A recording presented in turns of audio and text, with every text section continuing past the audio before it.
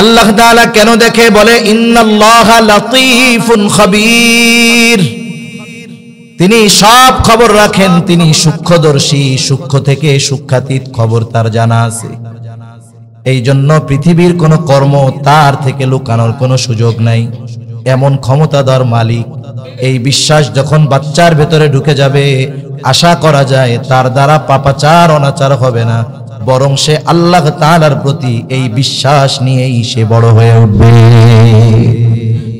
3 নম্বর বিষয়,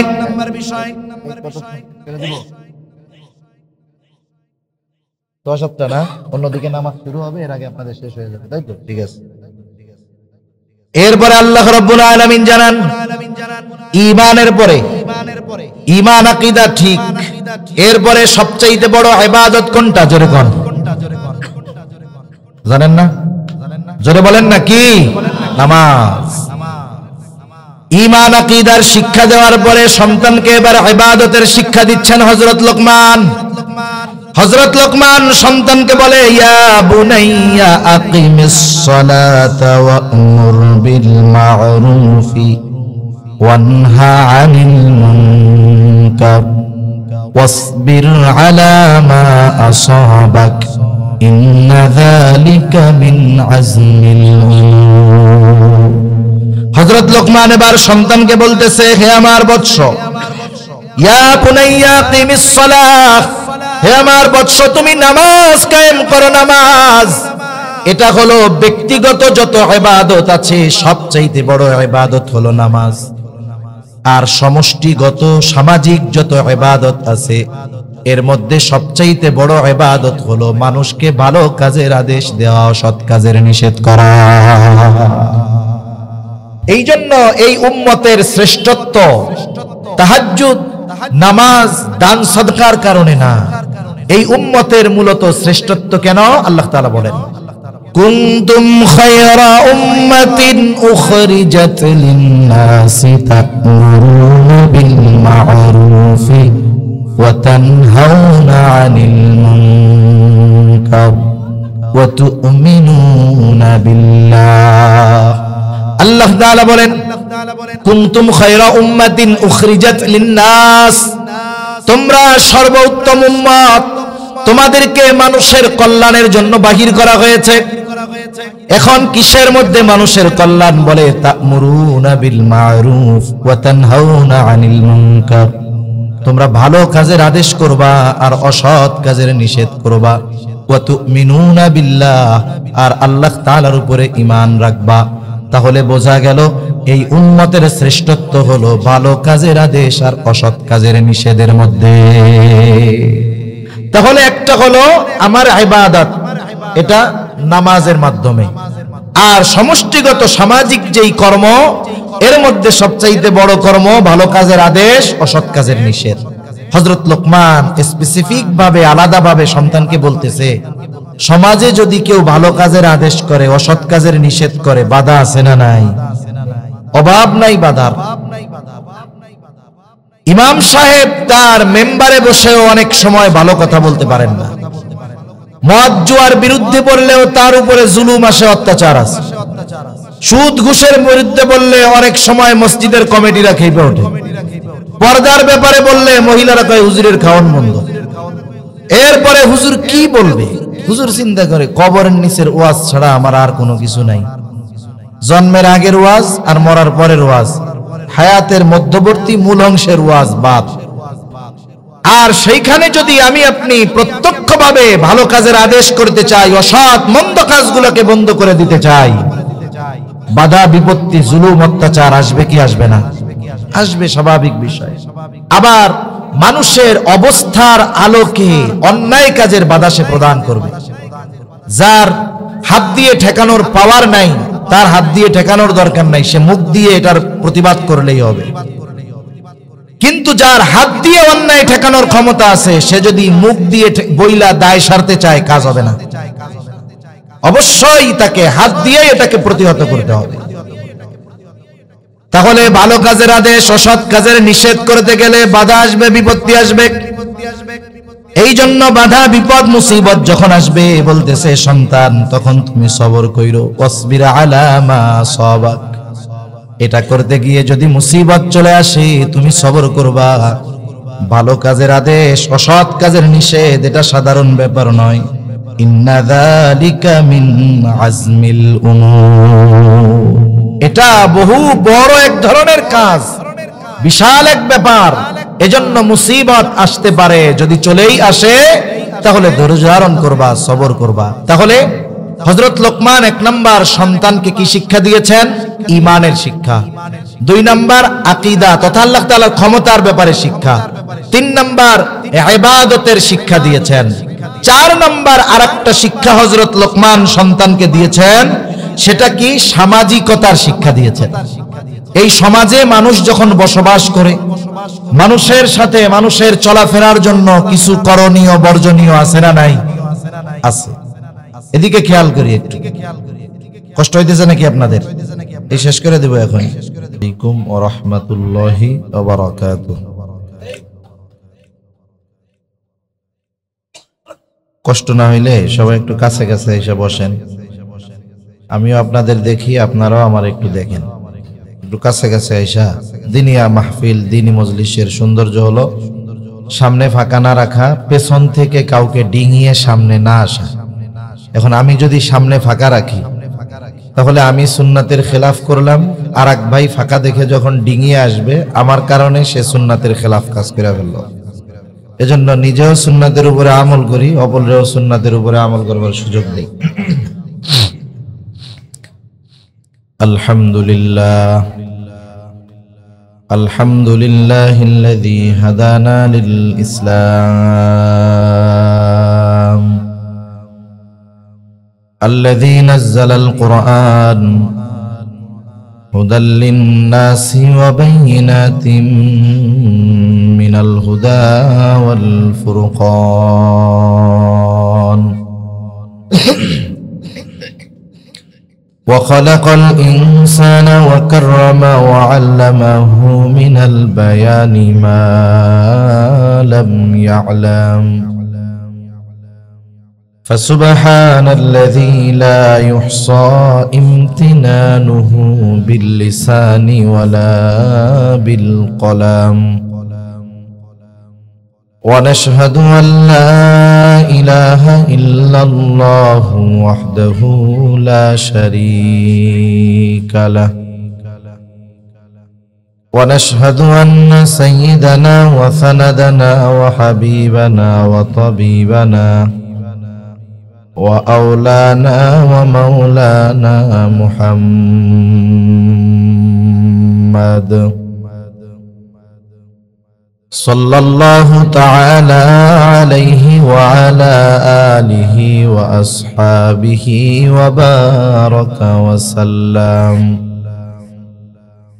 وبارك وسلم تسليما كثيرا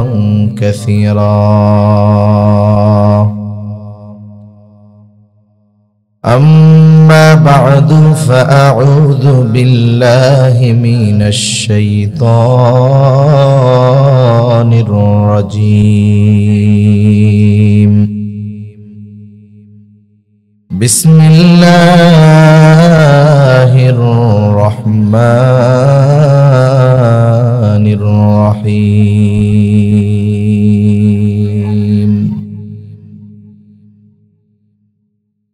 وإذ قال لقمان لابنه وهو يعظه يا بني لا تشرك بالله إن الشرك لظلم عظيم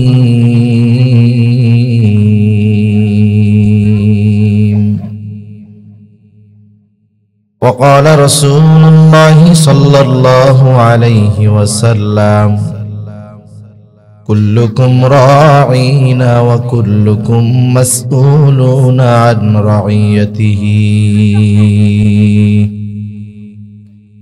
أو كما قال النبي صلى الله عليه وسلم صدق الله العلي العظيم وصدق رسوله النبي الكريم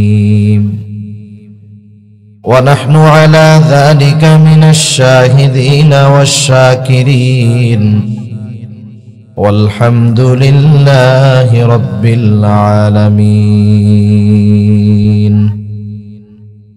سبحانك لا علم لنا إلا ما علمتنا إنك أنت العليم الحكيم اللهم صل على محمد وعلى آل محمد كما صليت على إبراهيم وعلى آل إبراهيم إنك حميد مجيد اللهم بارك على محمد وعلى آل محمد كما باركت على إبراهيم وعلى آل إبراهيم إنك حميد مجيد আল্লাহর মহব্বতে আমরা জবান খুলে একটু জিকির করি লা ইলাহা ইল্লাল্লাহ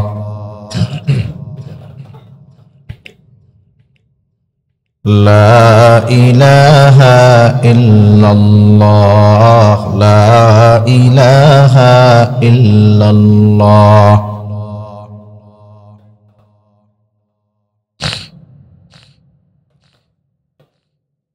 ইল্লাল্লাহ লা ইলাহা ইল্লাল্লাহ লা ইলাহা ইল্লাল্লাহ লা ইলাহা ইল্লাল্লাহ মুহাম্মাদুর রাসূলুল্লাহ সাল্লাল্লাহু আলাইহি ওয়াসাল্লাম। এই জায়গার কথাটা একটু বন্ধ করাইতে হবে।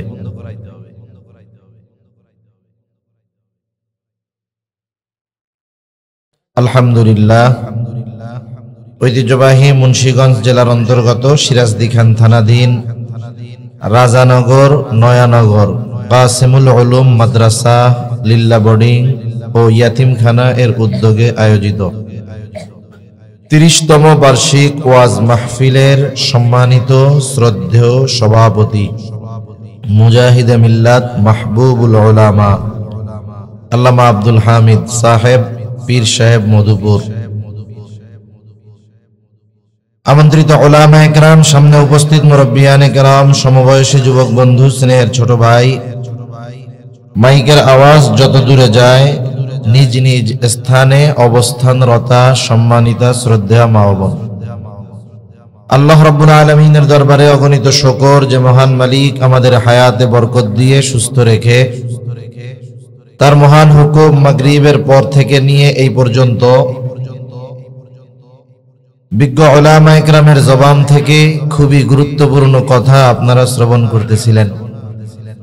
সেই ধারাবাহিকতায় কিছু কথা আপনাদের খেদমতে পেশ করবার লক্ষ্যে পবিত্র কোরআনুল কারীমের প্রসিদ্ধ একটি সূরা সূরা লুকমান থেকে একটি আয়াত ও রাসূল আকরাম সাল্লাল্লাহু আলাইহি ওয়াসাল্লামের অগণিত হাদিস থেকে একটা হাদিসের অংশ পাঠ করেছি।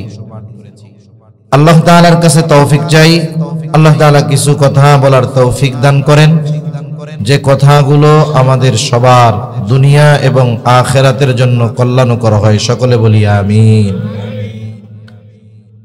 আল্লাহ সুবহানাহু ওয়া তাআলা আমাদেরকে এ দুনিয়াতে অনেক নেয়ামত দিয়েছেন। আল্লাহ প্রদত্ত নেয়ামতের সংখ্যা কত, সারা পৃথিবীর মানুষ চেষ্টা করেও আল্লাহ প্রদত্ত নেয়ামতের হিসাব গণনা করতে পারবে না।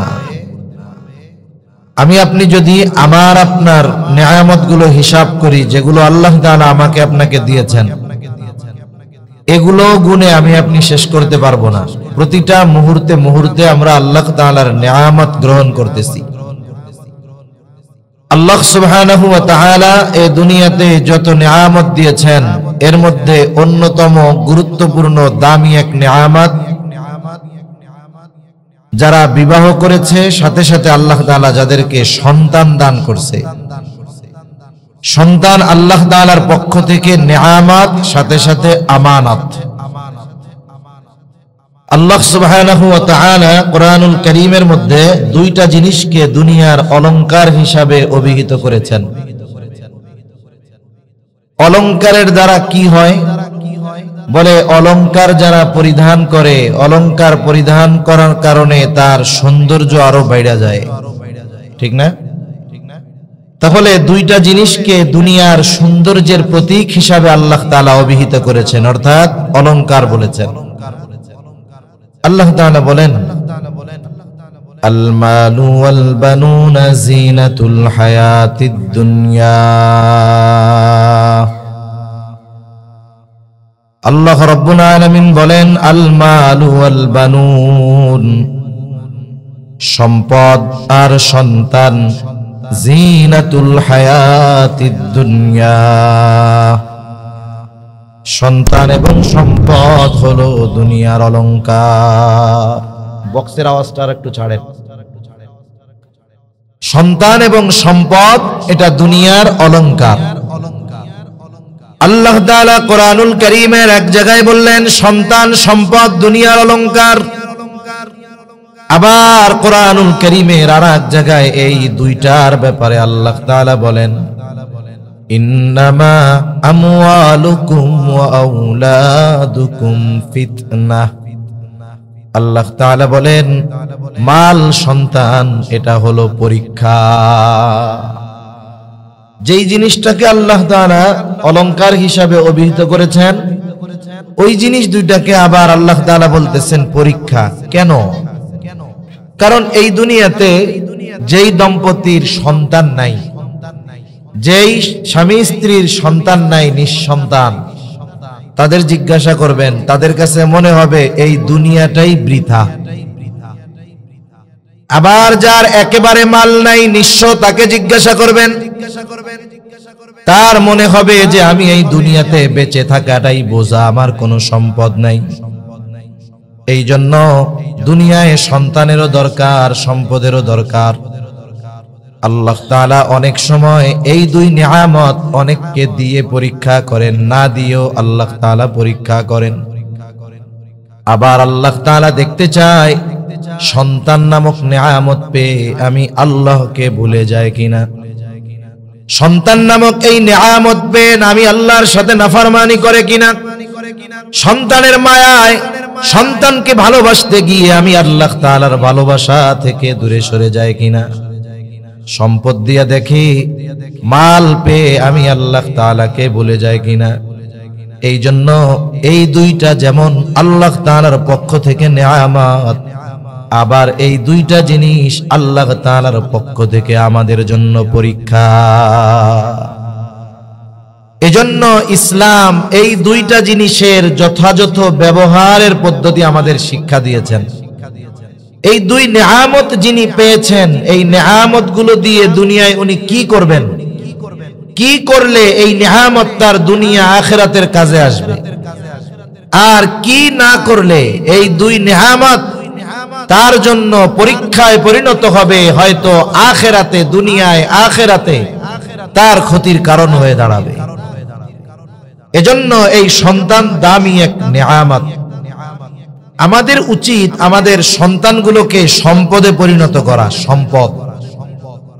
আর পৃথিবীর অনেক মানুষ চিন্তা করে আল্লাহ তাআলা সন্তান দিছে কেন, চিন্তা করে কোনো মতো লেখাপড়া শিখায়া যদি বিদেশে পাঠায়া দিতে পারি, অথবা কোনো ব্যবসা ধরায়া দিতে পারি, অথবা যদি কোনো চাকরি কোনো মতে দিয়া দিতে পারি, আমি যখন বুড়া হব ও ইনকাম করবে আর আমি বৈশা বৈশা খামো, আমার কোনো টেনশন নাই। আল্লাহ তাআলা কি এই জন্যই শুধু সন্তান দিছে নাকি? সন্তান দেয় নাই এই জন্য। আসল ব্যাপার হলো অনেকে সন্তানকে মোটামুটি একটা এটিএম বুথ মনে করে। এটিএম বুথ চিনেন তো? এরকম একটা বাক্সের মধ্যে থাকে মতো, এর মধ্যে কি থাকে কোন তো? টাকা থাকে। কার্ড পাঞ্চ করে, পিন কোড দেয়, পরিমাণ লেখে, টাকা যদি থাকে পটপট করে বাইরে হয়ে আসে। কি সুন্দর একটা আওয়াজ হয়, তাই না? টাকা বের হওয়ার সময়। যাক, এই আওয়াজটা কিন্তু টাকা গোনার আওয়াজ না, এটা একটা মিউজিক দেওয়া আছে, মানে একটা সাউন্ড এক্সট্রা ভাবে দেওয়া, যাতে এই আওয়াজটা শুনে বারবার শুনতে মন চায়। আর আমি আপনি জানি ব্যাংকে খালি টাকা রাখি, এর লেগে দিছি। ওইটা টাকা গোনার আওয়াজ না, ওইটা আলাদা একটা মাইক্রোফোন দিয়ে ওই আওয়াজটা রেকর্ডিং করা আছে। টাকা আসার আগে আপনারে আমারে শোনায় যে দেখেন এই যে কত সুন্দর করে গুনতেছি পটপট করে। তো অনেকে মনে করে সন্তান হলো এই এটিএম বুথ, বুড়াকালে যখনই টাকা দরকার পাঞ্চ করব আর টাকা বেরোয় চলে আসবে। এই চিন্তা করে যারা সন্তান গড়ে তুলতেছে এরা বড্ড ভুলের মধ্যে আছে। হয়তো দুনিয়ায় কিছু এটিএম বুথের কাজ হইতে পারে, কিন্তু আখিরাতে ধরা পড়ে যেতে হবে। এজন্য সন্তানকে মূলত এমন সম্পদে পরিণত করা দরকার যেই সম্পদ আমার দুনিয়া এবং আখিরাত উভয় জাহানে কাজে লাগবে। ঠিক কিনা বলেন? ওইটা দুনিয়ায়ও কাজে লাগতে হবে, আখিরাতেও কাজে লাগতে হবে। দুনিয়ার অনেক মানুষ আছে সন্তানদেরকে জাগতিক শিক্ষায় উচ্চ শিক্ষিত করেছে। অনেকে তো গর্বের সাথে এমন কথা বলে যে আমার জীবনের সর্বস্ব ত্যাগ করে আমি আমার সন্তানদেরকে ইঞ্জিনিয়ার বানিয়েছি, উকিল বানিয়েছি, বড় জজ আমার ছেলে বিদেশে প্রতিষ্ঠিত হয়ে গেছে। এইরকম ভাবে অনেকে সন্তানের ক্ষেত্রে খুব প্রশংসা করে। আবার জীবনের শেষ সময় দেখা যায় কি হয়, নিজের সব সম্পদ ব্যয় করে যেই সন্তানটাকে জাগতিক লাইনে উচ্চ শিক্ষিত করে তুলেছিলেন, ওই সন্তানটার ঢাকায় 5 তলা 10 তলা বাড়ি আছে। আফসোস, যেই লোক সব সম্পদ ব্যয় করে সন্তানকে সম্পদ উপার্জনের রাস্তা চিনিয়ে দিলেন, পড়ন্ত হায়াতে এসে ওই সন্তানের 10 তলা বিল্ডিং এর গাছতলায়ও জায়গা হয় না। ঠিক কিনা বলেন? এজন্য সন্তানদেরকে আমাদের গড়ে তুলতে হবে যথাযথ নিয়ম নীতির মাধ্যমে।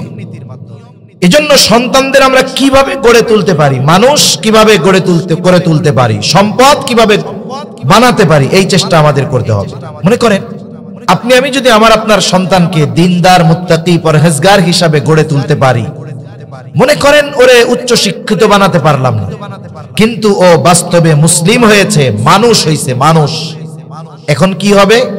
ও যদি রিকশাও চালায়, দেখবেন বুড়াকালে ওর মা বাবাকে সে বোঝা মনে করবে না, বরং রিকশা চালিয়ে রক্তকে পানি বানিয়ে হলেও মা বাবার সন্তুষ্টি অর্জনের চেষ্টা সে করবে। ঠিক কিনা কন? এজন্য সন্তানদের আমরা সম্পদে পরিণত করব। কিসে? জোরে বলেন না। সম্পদে, সম্পদে পরিণত করব আমরা। এখন কোন কাজগুলো করলে সন্তান সম্পদে পরিণত হবে, এই কথাগুলো বলার ইচ্ছা পোষণ করেছি।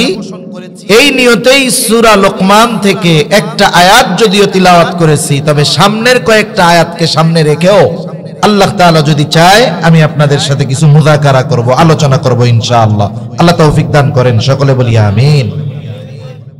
যেই সূরা থেকে তিলাওয়াত করেছি সূরার নাম হলো সূরা লোকমান। হযরত লোকমান তার সন্তানদেরকে কিছু উপদেশ দিয়েছেন, প্যারেন্টিং করেছেন, সন্তানদেরকে কিছু নির্দেশনা দিয়েছেন। এই নির্দেশনাগুলো আল্লাহ তাআলার কাছে খুব পছন্দ হয়েছে।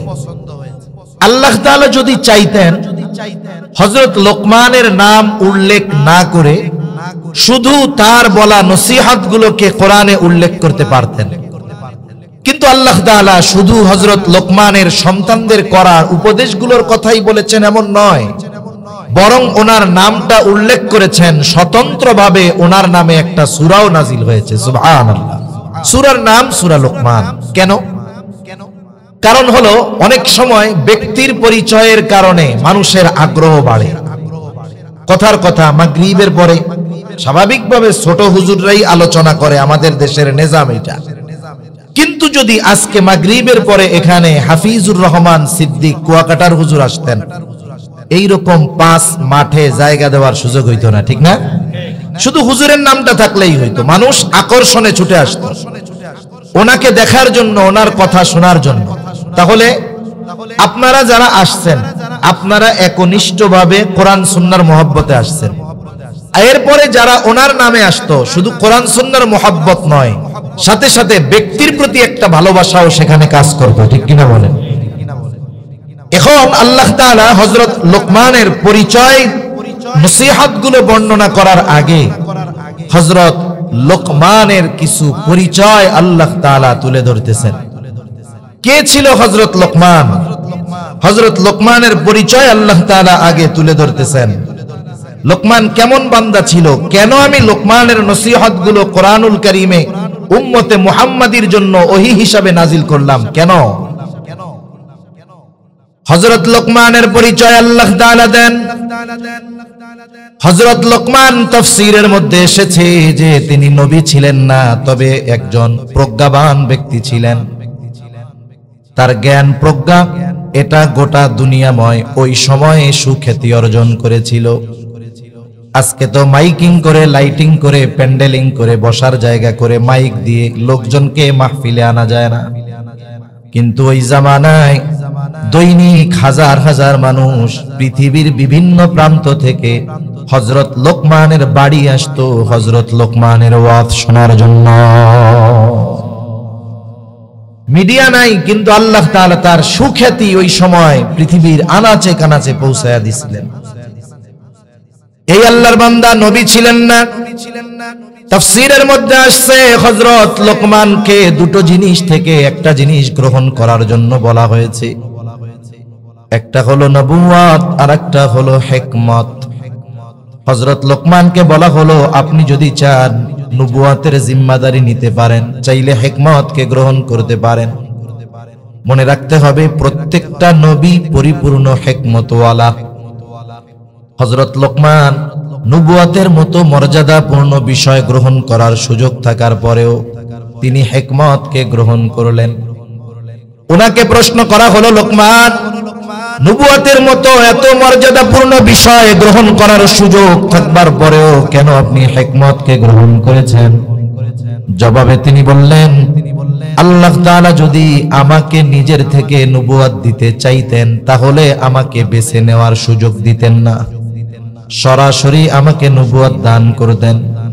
আর যদি সরাসরি নবুয়ত আমাকে দান করতেন, ওই নবুয়তের জিম্মাদারি পালনের জন্য যত ব্যবস্থাপনা গ্রহণ করা দরকার, যত প্রয়োজনীয় ব্যবস্থা দরকার, সব কিছু যিনি গ্রহণ করতেন তিনি কে?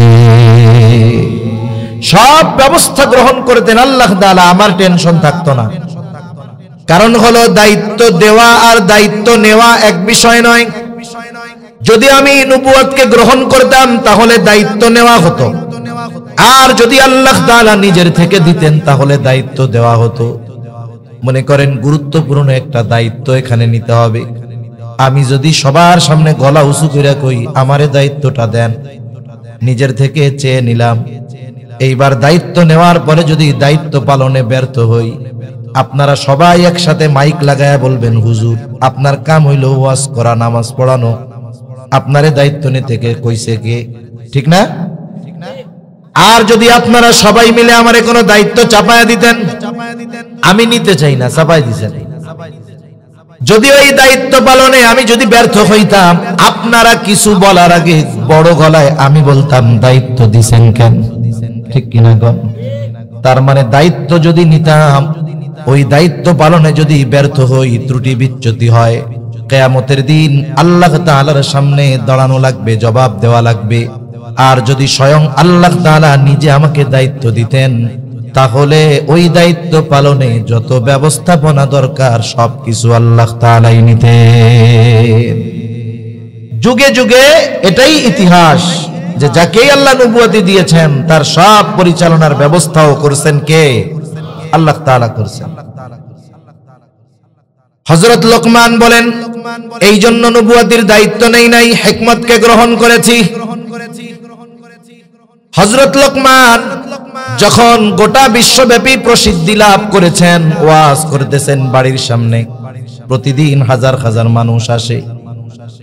একজন হযরত লোকমানের সামনে ওয়াজের সময় ওয়াজ শুরু করার আগে দাঁড়ায়া বলতেছে, লোকমান আপনি কি সেই, আপনার কাছে আমার কিছু জানার আছে। ওয়াজ শুরু করার আগে একজন দাঁড়িয়ে বলে, আপনার কাছে আমার কিছু জানার আছে। আমি আপনার কাছে কিছু জানতে চাই। হযরত লোকমান বললেন, বলো কি জানতে চাও? এইবার ওই লোকটা বলে, আপনি কি সেই লোকমান নাকি যেই লোকমান এক সময় জঙ্গলে জঙ্গলে ছাগল চড়াইতো? হাজারো শ্রোতার সামনে জিজ্ঞাসা করতেছে তার অতীত। হযরত লোকমান কোন দ্বিধা দ্বন্দ্বের মধ্যে পড়েন নাই, সাথে সাথে জবাব দিয়েছেন, হ্যাঁ আমি হইলাম সেই লোকমান যে একটা সময় ছাগলের রাখালগিরি করত। হযরত লোকমান এমনিতেই জীবনের শুরুতে তার কথা কর্ম সবকিছুর মধ্যে প্রজ্ঞা পাওয়া যাইত। লোকমান হাকিম বলা হয় ওনারে। উনি এক মালিকের ছাগল দেখাশোনা করতেন। একদিন মালিক আসছে, মালিক এসে কয়, লোকমান একটা ছাগল জবাই দাও। ছাগল জবাই দিয়ে ছাগলের সবচাইতে উৎকৃষ্ট অংশ আমার কাছে হাজির করবা। হযরত লোকমান একটা ছাগল জবাই করলেন। ছাগল জবাই করবার পর জিহ্বা আর হৃৎপিণ্ড এই দুইটা অংশ মালিকের সামনে নিয়ে আসছে। বলে, মালিক এই দুটো অংশ হলো সবচাইতে উৎকৃষ্ট অংশ। এবার মালিক আবার বলে, যাও আরেকটা ছাগল জবাই করবা, সবচাইতে নিকৃষ্ট অংশ আমার সামনে আনবা। এইবার ছাগল একটা জবাই করে আবার জিহ্বা আর হৃৎপিণ্ড এই দুইটা অংশ নিয়ে হাজির। আনতে বলছে সর্বোৎকৃষ্ট অংশ, এনেছে এই দুইটা। আনতে বলছে সবচাইতে নিকৃষ্ট অংশ, আনছে এই দুইটা। মালিক বলে, ও লোকমান তুমি কি আমার সাথে মজা করো? উৎকৃষ্ট অংশ আনতে বললাম, এই দুইটা আনছো। নিকৃষ্ট অংশ আনতে বললাম, এই দুইটাই আনছো। এইবার মালিকের কথার জবাবে হযরত লোকমান বলে, মালিক যার এই দুইটা ভালো হয়ে যায় সে সবচাইতে উৎকৃষ্ট হয়ে যায়, আর যার এই দুইটা খারাপ হয়ে যায় সে সবচাইতে নিকৃষ্ট হয়ে যায়। অন্তর আর জবান যার ভালো, ও দেখতে কালো হলেও ভালো। অন্তর আর জবান যার খারাপ, ও দেখতে যত সুন্দর হোক আসলে ওইটা খারাপ। ঠিক কিনা বলেন? এই যে কথা কাজের মধ্যে হিকমত পাওয়া যাইত, প্রজ্ঞা নিহিত ছিল তার কথার মধ্যে। এখন ওই ব্যক্তি দাঁড়িয়ে জিজ্ঞাসা করে, সেই লোকমান? বলে, হ্যাঁ আমি সেই লোকমান। এত সম্মান মর্যাদার অধিকারী তুমি কেমনে হলে? হযরত লোকমান কয়েকটা বিষয়ের কথা বলেছে। এর মধ্যে একটা হইল, আমি সব সময় সত্য কথা বলেছি, অহেতুক কথাবার্তা বলি নাই, অহেতুক মজলিসে সময় কাটাই নাই। এই ধরনের কয়েকটা বিষয় উল্লেখ করে হযরত লোকমান বলেন, শুধুমাত্র এই সমস্ত কারণেই হয়তো আল্লাহ তাআলা আমাকে এমন মর্যাদা প্রদান করেছে। মর্যাদা কত যে হযরত লোকমানের প্রশংসা আল্লাহ তাআলা কোরআনে করছে। সুবহানাল্লাহ বলেন। আমাদের সমাজে কিছু মানুষ আছে, দেখা যাবে 10 বছর আগে কিছুই ছিল না, পায়ে দেওয়ার জুতাও ছিল না, 10 বছর পরে অনেক টাকার মালিক। আছে না এরকম অনেক মানুষ? আছে। এখন মনে করেন যখন টাকা পয়সার মালিক হয়ে যায়, অনেক মানুষ অতীতকে ভুলে যায়। এখন বন্ধু বান্ধব সব মিলিয়নার বিলিয়নার পাশে বসা, গ্রাম থেকে একজন গিয়া ওই লোকরে বলতেছে, হায় রে 20 বছর আগে তোমারে আমি কত ভাত খাওয়াইছি, তোমার পরিবার ভাত খাইতে পারতো না। এই যে তার অতীতের অভাবের কথা যখন কোটিপতি বন্ধুদের সামনে বলে, ওর মেজাজটা গরম হয়ে যায়, দাঁত কিটমিট করে, এই মিয়া আমার 14 গোষ্ঠী আগের থেকেই ধনী ছিল, জান কোত্থেকে আসতেন আপনি এখানে? এই ব্যক্তি তার অতীতকে অস্বীকার করে। মনে রাখতে হবে, অতীতের কষ্ট এগুলো যারা অস্বীকার করে আসলে এরা নাশকরগুজার। ঠিক কিনা বলেন? আবার কত মানুষ আছে, আপনি যখন তার অতীতের কষ্টের কথা স্মরণ করায়া দিবেন, মানুষের সামনে হোক, যে আপনার 10 বছর আগে আপনি খাইতে পারতেন না, তখন সে আল্লাহর কৃতজ্ঞতা প্রকাশ করে বলবে, আলহামদুলিল্লাহ এক সময় আমি খাইতে পারতাম না, আলহামদুলিল্লাহ আল্লাহ আমার উসিলায় এখন হাজার হাজার পরিবারে খাওয়ায়, আলহামদুলিল্লাহ। এই লোক তার অতীতকে অস্বীকার করে না, অতীতের কথা কেউ স্মরণ করিয়ে দিলে অহংকার করে না। এই ধরনের মানুষ আসলেও শুকরগুজার মানুষ। ঠিক কিনা বলেন? এজন্য আল্লাহ তাআলার কাছে শুকরগুজার বান্দা খুব প্রিয়।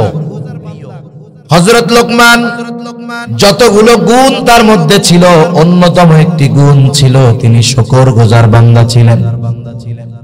বিশ্বব্যাপী খ্যাতি অর্জন করার পরেও ছাগল চরানোর ইতিহাস তিনি ভুলে যান নাই।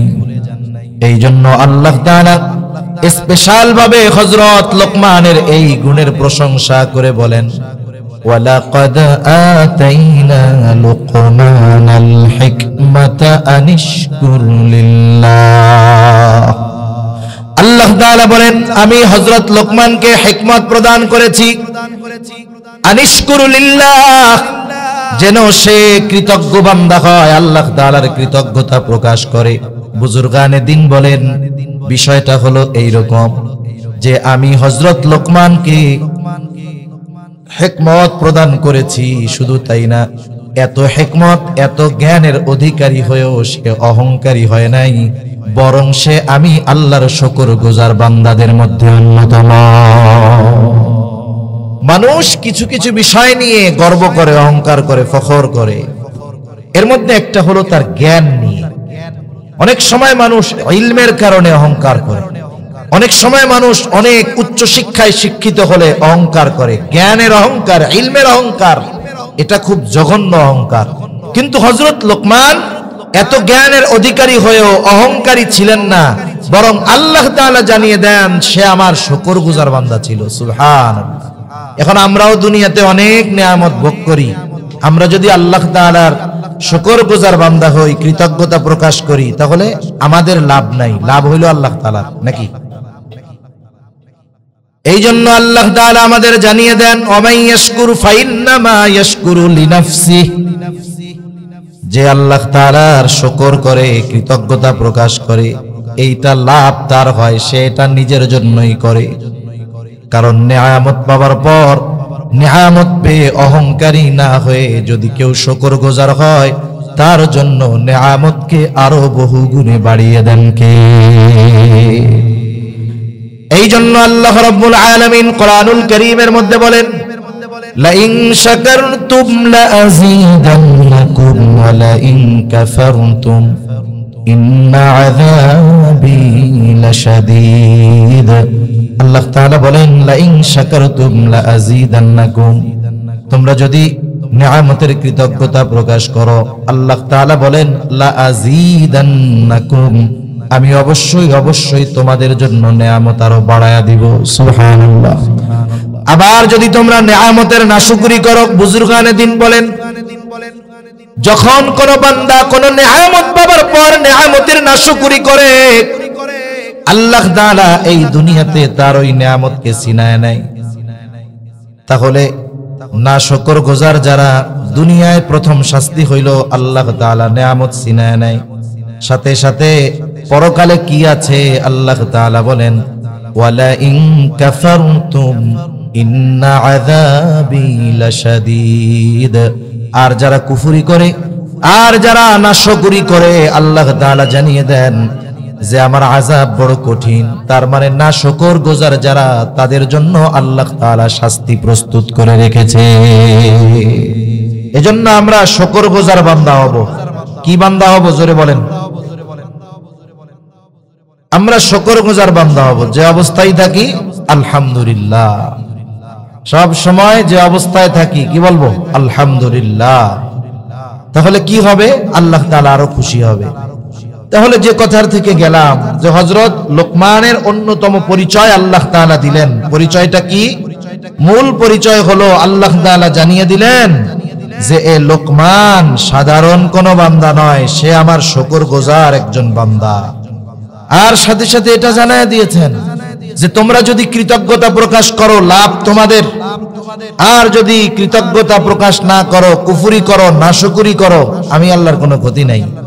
আমি তোমার কৃতজ্ঞতার মুখাপেক্ষী নয়, এমনটা নয় যে আমরা যদি আলহামদুলিল্লাহ না বলি, আল্লাহ তাআলার কৃতজ্ঞতা প্রকাশ না করি, তার প্রশংসা না করি, আল্লাহ তাআলার ক্ষমতা কমে যাবে, এমনটা নয়।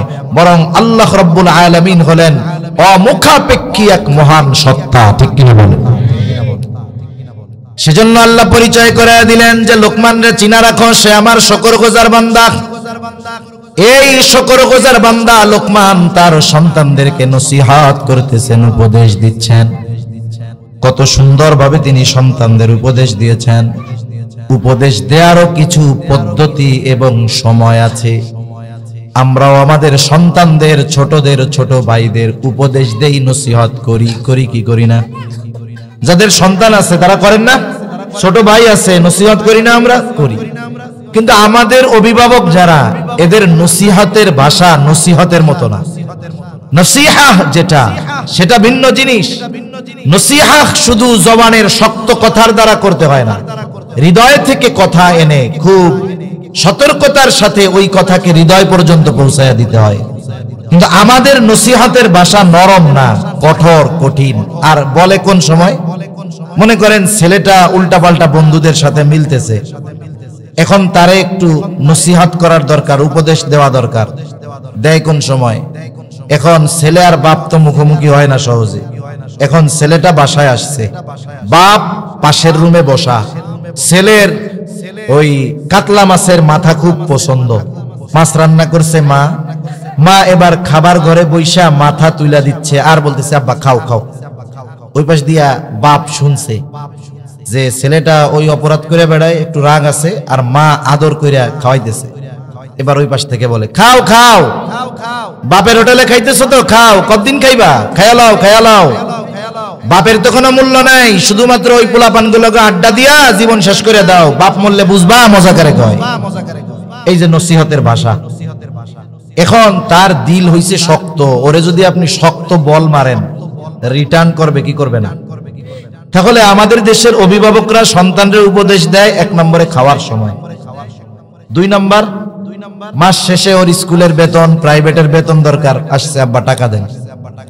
হ্যাঁ নেও নেও, লেখাপড়ার নামে তো ঠন ঠন, টোটো কোম্পানির ম্যানেজার, কয়দিন পরে মালিক হয়ে যাইবা, নেও নেও নেও। এই এটা কি কোনো নসিহত হইল?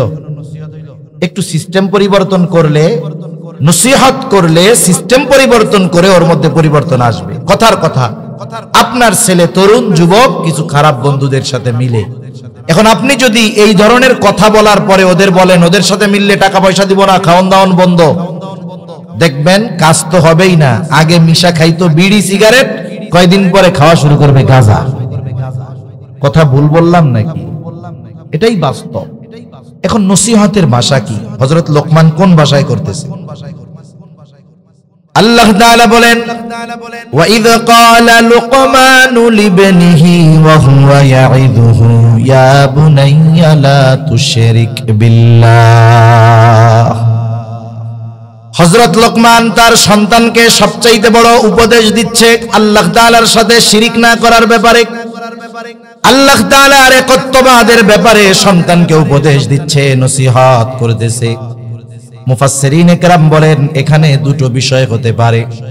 এক নাম্বার, যদি হযরত লোকমানের সন্তানেরা বেঈমান হয়ে থাকে তাহলে উপদেশ দিচ্ছে ঈমান আনার জন্য, আর যদি ঈমানদার হয়ে থাকে তাহলে উপদেশ দিচ্ছে শিরিক থেকে বেঁচে থাকার জন্য, তাওহীদের শিক্ষা তাদের দেওয়া হচ্ছে।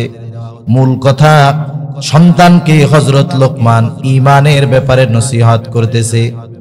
হযরত লোকমান নসিহতের ভাষাটা কত সুন্দর। আল্লাহ তাআলা বলেন ওয়াইদ ক্বালা লুকমানু লিবনিহি ওয়া হুয়া ইয়াইদুহু ইয়া বুনাইয়া লা তুশরিক বিল্লাহ। আল্লাহ তাআলা বলেন হযরত লোকমান সে তার সন্তানকে ওয়াজ করতেছে, ওয়াজ আদেশ দিচ্ছে এমনটা আল্লাহ বলেন নাই, ওয়াজ করতেছে। ওয়াজের ভাষা হয় নরম, ওয়াজের শব্দগুলো শুধু জবান থেকে নয়, ওয়াজের শব্দগুলো হৃদয় থেকে আসে। হযরত লোকমান সন্তানকে ওয়াজ করতেছে। আমি আপনি যদি আমার আপনার সন্তানকে ওয়াজ করতে চাই, কেমনে করব? সন্তানকে মা খানা খাইতে দিছে, আপনি পাশের টেবিলে বইসা আপনি নিজে গিয়া মাথাটা উঠায়া দেন। ও চিন্তা করবে কি রে, সূর্য কোন দিক দিয়া উঠলো, আমার লগে কথাই কয় না, এখন আমারে মাথায় তুইলে, মাথা পাতে তুইলা দিতেছে, কাহিনী মনে হয় অন্যরকম কিছু হবে। এইবার খাওয়া দাবার করতেছে সে, এবার আপনি তাকে একটু মিষ্টি ভাষায় বলেন, বাবা খাওয়ার পরে কি তোমার একটু সময় হবে, তোমার সাথে আমার একটু কথা বলার দরকার ছিল। বলবে কি রে, অবস্থা তো উল্টা পাল্টা। ওই ছেলে কি বলবে যে না আব্বা, বন্ধুরা মোটরসাইকেল নিয়ে আমার লাগা ওয়েট করতেছে, খাওয়া দাওয়ার পরে টাইম নাই। বন্ধুরা বৈশা থাকলেও বাবার এই আচরণে সে বলবে অবশ্যই সময় আছে। এইবার আপনি ড্রয়িং রুমে বসেন, আপনার বেডরুমে তারে নিয়ে বসেন, আপনার ওয়াইফকে অথবা তার মাকে আপনি বলেন যে আমারে 2 বাপ বেটারে 2 কাপ চা দাও, এবার দুইজনে 2 কাপ চা খান। এবার তার সাথে আপনি ফ্রি হন কেমনে? তার অতীতের মনে না থাকা বা অজানা কথাগুলো তাকে আপনি স্মরণ করায় দেন। আপনি তাকে একটু হৃদয় থেকে বলেন, বাবা তুমি তো আমার সেই সন্তান, তুমি যখন এই পৃথিবীতে আসো নাই তখন তোমাকে আমরা আল্লাহ তাআলার কাছে বারবার কামনা করেছি। আল্লাহ তাআলা তোমাকে যখন মাতৃগর্ভে দিলেন, আমরা দিনক্ষণ গণনা শুরু করলাম কখন তোমার এই মিষ্টি চেহারাটা দেখব। এইবার তুমি দুনিয়ায় আসলা, আমাদের আনন্দ কত তোমাকে বোঝাতে পারবো না। পৃথিবীর সবচাইতে আনন্দিত ব্যক্তি ওই দিন আমি ছিলাম আর তোমার মা ছিল। তোমাকে ঘিরে ছিল আমাদের স্বপ্ন, সব আশা। সন্তান, আমি চাই তুমি একজন আদর্শ মানুষে পরিণত হও। একটা সময় তুমি নিজ হাতে খাইতে পারতা না, আমরা তোমারে খাওয়ায়া দিতাম। প্রস্রাব পায়খানা করতে পারতা না, আমরা করায়া দিতাম, পরিষ্কার করে দিতাম। আজকে তুমি বড় হয়েছো, কিন্তু তোমার ব্যাপারে আমাদের আশা স্বপ্নগুলো ধ্বংস হয়ে যায় নাই। আমরা চাই তুমি একজন নেককার ক্ষুধাভীরু ভালো মানুষে পরিণত হও।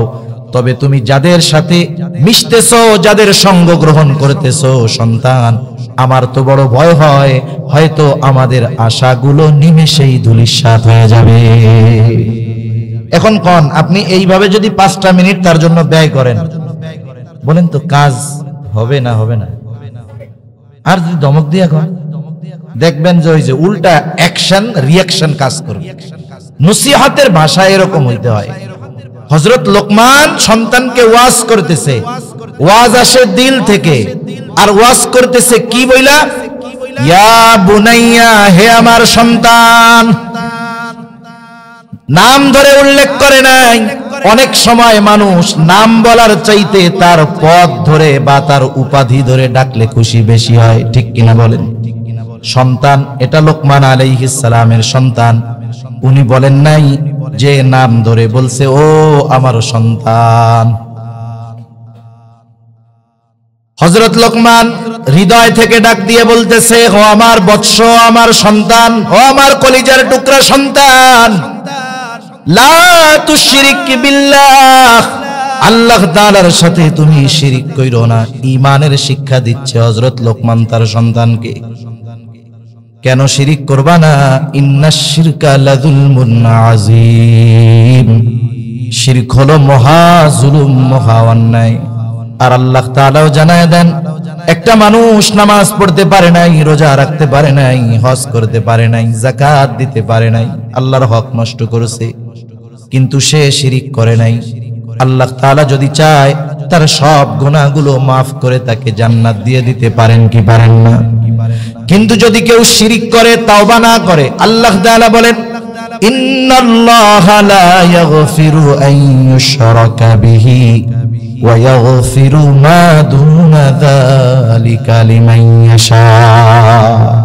শিরিক ব্যতীত অন্যান্য যত অন্যায় আছে আল্লাহ তাআলা চাইলে মাফ করে দিবেন, কিন্তু শিরিক করলে আল্লাহ মাফ করবেন না।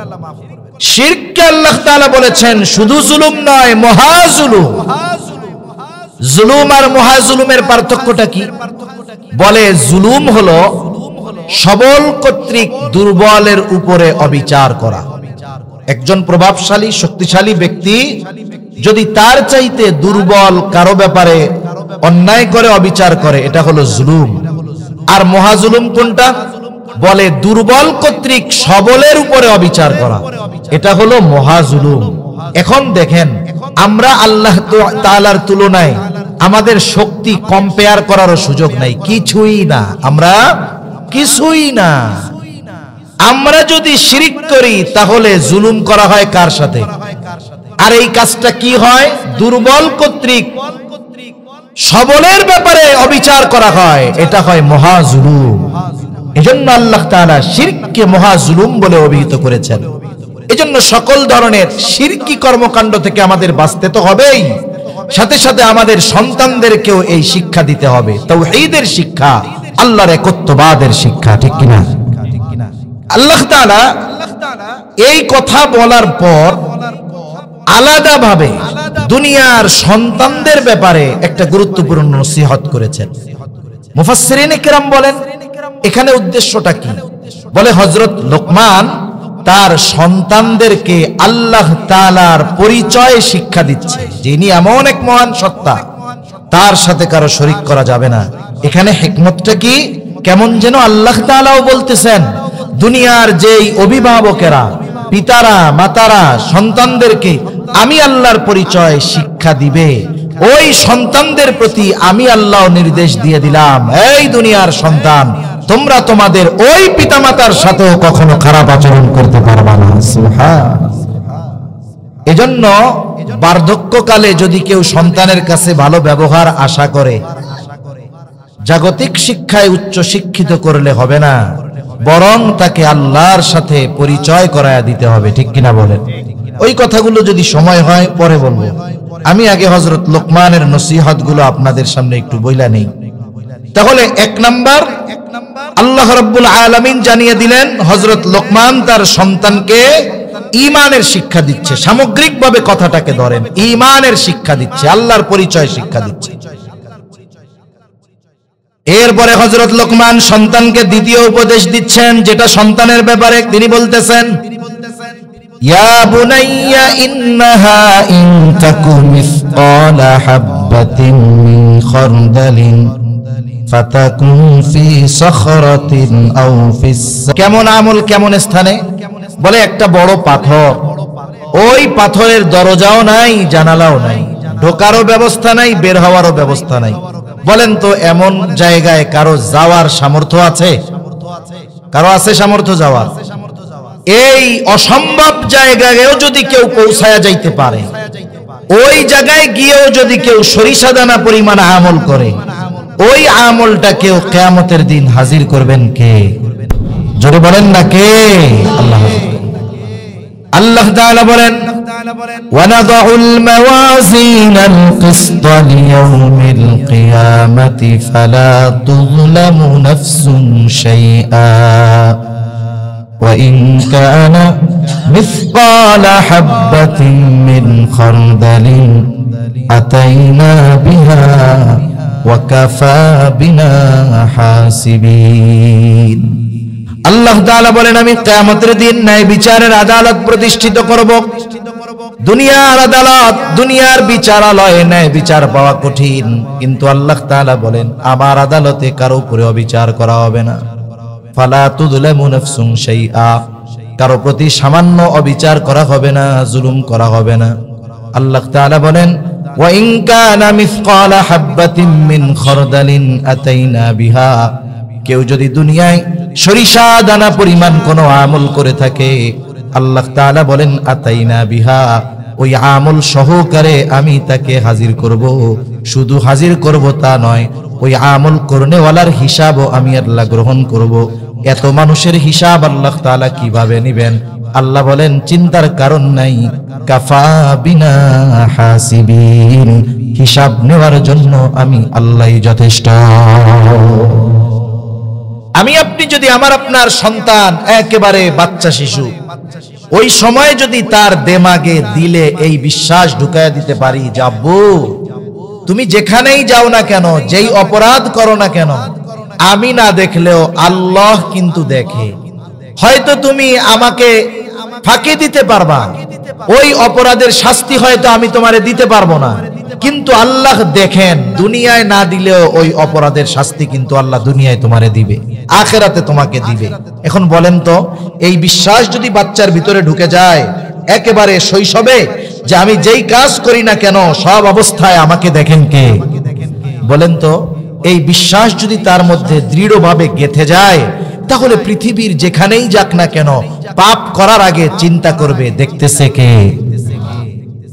আল্লাহ তাআলা কেন দেখে? বলে ইন্নাল্লাহা লাতীফুন খাবীর, তিনি সব খবর রাখেন, তিনি সূক্ষ্মদর্শী, সূক্ষ্ম থেকে সূক্ষ্মাতীত খবর তার জানা আছে। এই জন্য পৃথিবীর কোন কর্ম তার থেকে লুকানোর কোনো সুযোগ নাই, এমন ক্ষমতাধর মালিক। এই বিশ্বাস যখন বাচ্চার ভেতরে ঢুকে যাবে, আশা করা যায় তার দ্বারা পাপাচার অনাচার হবে না, বরং সে আল্লাহ তাআলার প্রতি এই বিশ্বাস নিয়েই সে বড় হয়ে উঠবে। 3 নম্বর বিষয়,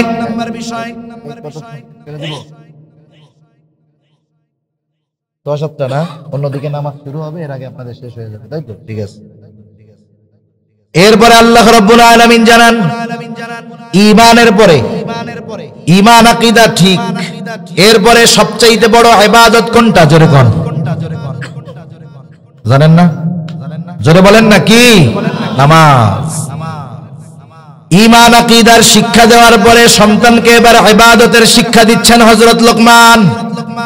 হযরত লোকমান সন্তানকে বলে, ইয়া বুনাইয়া আকিমিস সালাতা ওয়া'মুর বিল মা'রুফি ওয়ানহা আনিল মুনকার ওয়াসবির আলা মা আসাবাক ইন্না যালিকা মিন আজমিল উমুর। হযরত লোকমান এবার সন্তানকে বলতেছে, হে আমার বৎস, ইয়া বুনাইয়া আকিমিস সালাহ, হে আমার বৎস, তুমি নামাজ কায়েম করো। নামাজ এটা হলো ব্যক্তিগত যত ইবাদত আছে সবচাইতে বড় ইবাদত হলো নামাজ। আর সমষ্টিগত সামাজিক যত ইবাদত আছে এর মধ্যে সবচাইতে বড় ইবাদত হলো মানুষকে ভালো কাজের আদেশ দেওয়া, সৎ কাজের নিষেধ করা। এই জন্য এই উম্মতের শ্রেষ্ঠত্ব তাহাজ্জুদ, নামাজ, দান সদকার কারণে না। এই উম্মতের মূলত শ্রেষ্ঠত্ব কেন? আল্লাহ তাআলা বলেন, কুনতুম খায়রা উম্মাতিন উখরিজাত লিন-নাসি তা'মুরুনা বিল মা'রুফি ওয়া তানহাউনা আনিল মুনকার ওয়া তু'মিনুনা বিল্লাহ। আল্লাহ তাআলা বলেন, কুনতুম খায়রা উম্মাতিন উখরিজাত লিন-নাস, তোমরা সর্বোত্তম উম্মত, তোমাদেরকে মানুষের কল্যাণের জন্য বাহির করা হয়েছে। এখন কিসের মধ্যে মানুষের কল্যাণ? বলে তা'মুরুনা বিল মা'রুফ ওয়া তানহাউনা আনিল মুনকার, তোমরা ভালো কাজের আদেশ করবা আর অসৎ কাজের নিষেধ করবা। ওয়া তু'মিনুনা বিল্লাহ, আর আল্লাহ তাআলার উপরে ঈমান রাখবা। তাহলে বোঝা গেল এই উম্মতের শ্রেষ্ঠত্ব হলো ভালো কাজের আদেশ আর অসৎ কাজের নিষেধের মধ্যে। তাহলে একটা হলো আমার ইবাদত, এটা নামাজের মাধ্যমে, আর সমষ্টিগত সামাজিক যেই কর্ম এর মধ্যে সবচাইতে বড় কর্ম ভালো কাজের আদেশ, অসৎ কাজের নিষেধ। হযরত লোকমান স্পেসিফিক ভাবে আলাদাভাবে সন্তানকে বলতেছে, সমাজে যদি কেউ ভালো কাজের আদেশ করে, অসৎ কাজের নিষেধ করে, বাধা আছে না নাই? অভাব নাই বাধার। ইমাম সাহেব তার মেম্বারে বসেও অনেক সময় ভালো কথা বলতে পারেন না। মদ জুয়ার বিরুদ্ধে বললেও তার উপরে জুলুম আসে, অত্যাচার আছে। সুদ ঘুষের বিরুদ্ধে বললে অনেক সময় মসজিদের কমিটিরা খেপে ওঠে। পর্দার ব্যাপারে বললে মহিলারা কয় হুজুরের খাওয়ান বন্ধ। এরপরে হুজুর কি বলবে? হুজুর চিন্তা করে, কবরের নিচের ওয়াজ ছাড়া আমার আর কোনো কিছু নাই। জন্মের আগের ওয়াজ আর মরার পরের ওয়াজ, হায়াতের মধ্যবর্তী মূল অংশের ওয়াজ বাদ। আর সেইখানে যদি আমি আপনি প্রত্যক্ষভাবে ভালো কাজের আদেশ করতে চাই, অসৎ মন্দ কাজগুলোকে বন্ধ করে দিতে চাই, বাধা বিপত্তি, জুলুম, অত্যাচার আসবে কি আসবে না? আসবে, স্বাভাবিক বিষয়। আবার মানুষের অবস্থার আলোকে অন্যায় কাজের বাধা সে প্রদান করবে। যার হাত দিয়ে ঠেকানোর পাওয়ার নাই, তার হাত দিয়ে ঠেকানোর দরকার নাই, সে মুখ দিয়ে এটার প্রতিবাদ করলেই হবে। কিন্তু যার হাত দিয়ে অন্যায় ঠেকানোর ক্ষমতা আছে, সে যদি মুখ দিয়ে বইলা দায় সারতে চায়, কাজ হবে না। অবশ্যই তাকে হাত দিয়ে এটাকে প্রতিহত করতে হবে। তাহলে ভালো কাজের আদেশ, অসৎ কাজের নিষেধ করতে গেলে বাধা আসবে, বিপত্তি আসবে। এই জন্য বাধা, বিপদ, মুসিবত যখন আসবে বলতেছে, সন্তান তখন তুমি সবর কইরো, ওয়াসবির আলা মা সাবাক। এটা করতে গিয়ে যদি মুসিবত চলে আসে, তুমি সবর করবা।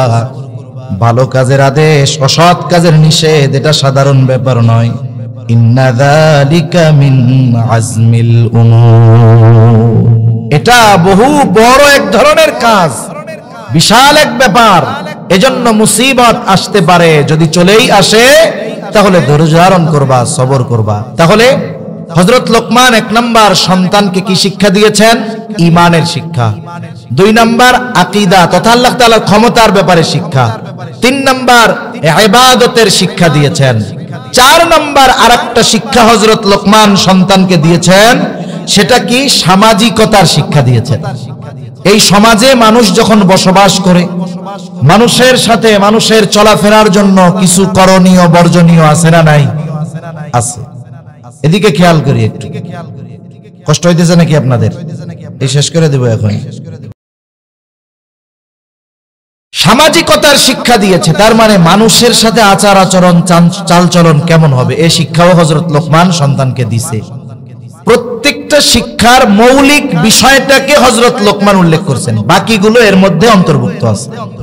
মানুষের সাথে আচরণ কেমনে হবে, হযরত লোকমান বলতেছেন, ওয়ালা তুসাইর খাদ্দাকা লিন-নাসি ওয়ালা তামশি ফিল আরদি মারহা ইন্নাল্লাহা লা ইউহিব্বু কুল্লা মুখতালিন ফখুর। হযরত লোকমান এবার বলতেছে, ওয়ালা তুসাইর খাদ্দাকা লিন-নাস, মানুষের থেকে মুখ ঘুরায়া কথা বলবা না, মানুষের দিক থেকে মুখ ফিরায়া নিবা না। তার মানে কি? অনেক সময় দেখবেন আমার কাছে একজন শিল্পপতি আসছে কথা বলার জন্য, কোটি কোটি টাকার মালিক, আমি নিজে সুন্দর মতো তার কাছে গিয়া কানটারে মুখের কাছে লাগাইয়া দিয়া কই, ভাই যত মন চায় কোন। আবার যখন আমার আপনার কাছে একজন দরিদ্র গরিব মানুষ আছে, কই তাড়াতাড়ি কোন, তাড়াতাড়ি কোন, এরকম করে না? মুখ বিরক্তি ভাব দেখায় না? মানুষের সাথে এমন আচরণ করা যাবে না। নবীজির কাছে যারাই আসতেন, নবীজির কাছে আসার পর সে যেই হোক না কেন, নবীজি সমগুরুত্ব সহকারে উভয় শ্রেণীর মানুষের কথা শুনতেন। তার মানে হলো মানুষের সাথে অহংকার করে কথা বলবা না, মুখ ফিরায়া মুখ ঘুরায়া কথা বলবা না। আবার হযরত লোকমান বলতেছেন, ওয়ালা তামশি ফিল আরদি মারহা, জমিনের ভিতরে দম্ভ ভরে তুমি চলাচল করবা না, চলার মধ্যে বিনয় থাকতে হবে। নবীজি হাঁটার পদ্ধতি আমাদের শিক্ষা দিয়েছেন। অনেক মানুষ আছে দেখবেন তার চলাচলের মধ্যেই অহংকার অহংকার একটা ভাব, সব জায়গায় দম্ভ ভরে দর্প ভরে চলতে হয় না। অনেক সময় হাঁটার মাধ্যমে অহংকারের বহিঃপ্রকাশ ঘটে। আর আল্লাহ তাআলা এই ধরনের অহংকার অন্তরে নিয়ে যারা চলাচল করে জমিনে, তাদের ব্যাপারে বলেন, ওয়ালা তামশি ফিল আরদি মারহা ইন্নাকা লান তাখরিকাল আরদা ওয়া লান তাবলুগাল জিবালা তুলা। আরে তুমি এই জোরে জোরে পা ফালাইয়া মাটিকে বিদীর্ণ করে ফেলতে পারবা না, বুক ফুলাইয়া মাথা উঁচা করো, উচ্চতায় কখনো তুমি পাহাড় সম হতে পারবা না।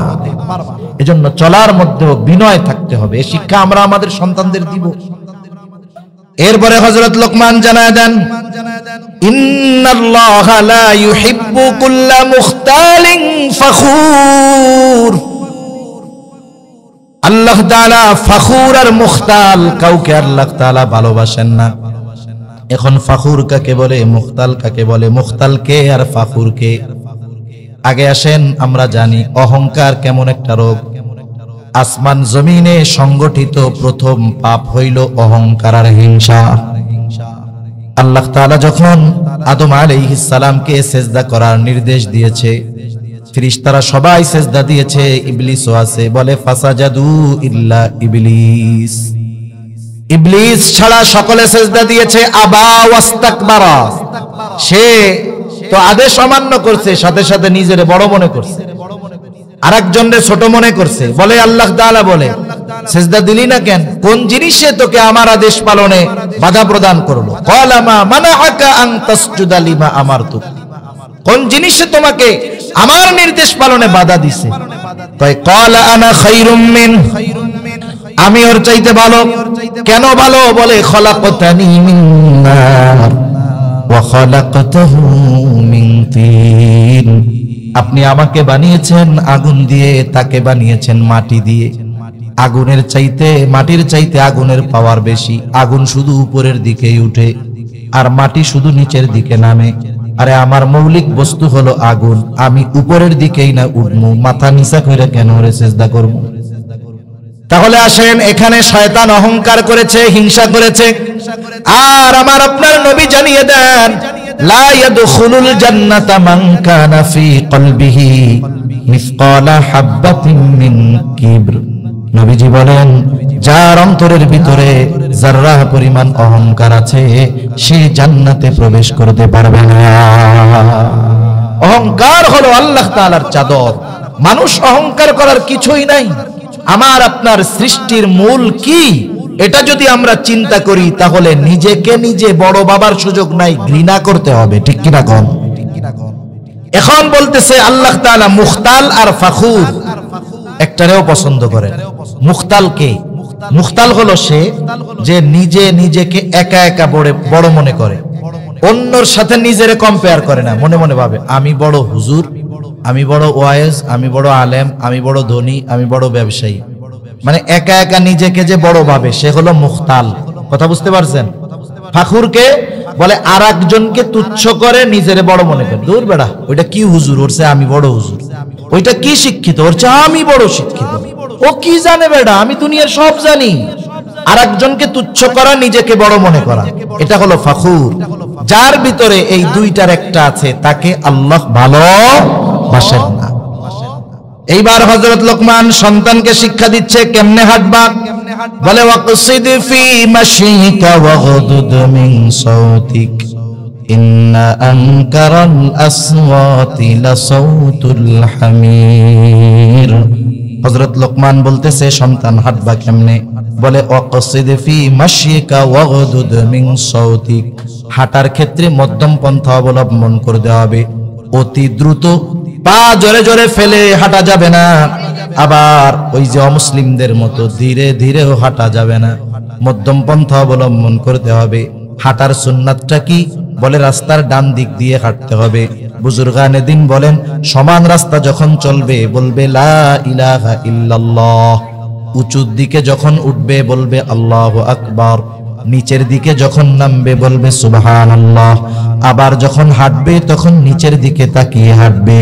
আবার যখন রাস্তায় হাঁটার সময় যদি কোনো ময়লা টয়লা পায়, কষ্টদায়ক বস্তু থাকে, ফালায়া দিবে। কারণ ঈমানের যতগুলো স্তর আছে এর মধ্যে সর্বনিম্ন স্তর হলো রাস্তা থেকে কষ্টদায়ক বস্তু সরায়া দেওয়া। হাঁটার ক্ষেত্রে মধ্যম পন্থা অবলম্বন করতে হবে। ওয়াগদুদ মিন সাউতিক, কোন কারণবিহীন কণ্ঠস্বরকে নিচু করতে হবে। অনেকে আছে দেখবেন কথা চলতেছে কোনো কারণ নাই, একজনের সাথে একজন কথা বলতেছে কারণ নাই, এই মিয়া আমারে চিনো, আমি কেডা, আমি কোন দলের নেতা, এরকম বলা লোক তো নাই আপনাদের এলাকায়। এই ধরনের বিনা কারণে কণ্ঠস্বর যারা উচ্চ করলো পাওয়ার দেখানোর জন্য, ও তো মনে করে গলাবাজি করে আমি বড় নেতা হয়ে গেছি। আল্লাহ তাআলা ওর এই উচ্চ আওয়াজকে গাধার আওয়াজের সাথে তুলনা করেছে। আল্লাহ কি বলেন? ইন্না আনকারাল আসওয়াত লাসাউতুল হামির, সবচাইতে নিকৃষ্ট অপছন্দ আওয়াজ হইল গাধার আওয়াজ। ওর আওয়াজে কোনো রসকস নাই, কর্কশতা, ওইটা শুনলেই বিরক্ত লাগে। ওই যারা বিনা কারণে উঁচু আওয়াজে অহংকার প্রদর্শন করতে গিয়া, পাওয়ার দেখাতে গিয়ে উঁচু আওয়াজে কথা বলে, এদের ব্যাপারে বলা হচ্ছে যে শোনো, তোমরা তো গলা উঁচু করে মনে করো ভালো গলাবাজ, আসলে তুমি আর গাধার মধ্যে কোনো তফাৎ নাই।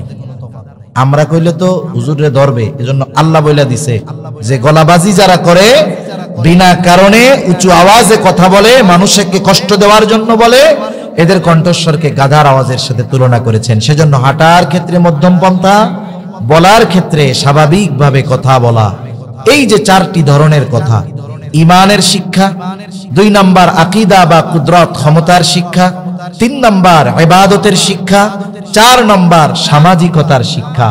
এই শিক্ষাগুলোর আলোকে যদি আমরা আমাদের সন্তানদের গড়ে তুলি, সন্তান এটিএম বুথ হবে না, বরং প্রকৃত মানুষ হবে, দিনদার হবে, দুনিয়া আখেরাতে কল্যাণকর হবে, দুনিয়ার অলংকার হিসাবে পরিগণিত হবে, আখেরাত এবং দুনিয়ায় পিতা মাতার সম্মানের কারণ হবে।